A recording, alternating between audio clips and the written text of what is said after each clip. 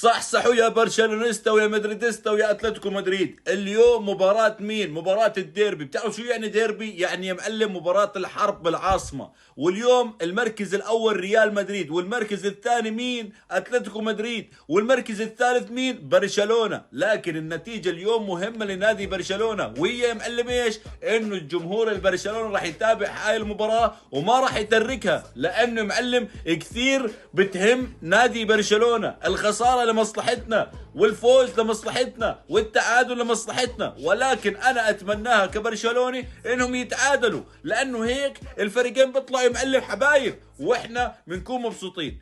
اما بالنسبه لجماعه ريال مدريد انا بقول لكم اياها، الدوري ولع نار وشلع نار وصار حرار، وملك الغليان ابو ريان ولعها نار. وقلت لكم اياها انه الدوري لسه ما انحسم ولا راح ينحسم الا نهايه يا معلم اخر مباراه في الدوري لما يصفرها الحكم بعد 90 دقيقه، لانه الدوري الاسباني ما صرنا نعرف له مين راح ياخذه. انا بالنسبه لي اتمناها برشلونيستا، ولسه عندي ثقه بالمستر هانز فليك انه ياخذ الدوري الاسباني.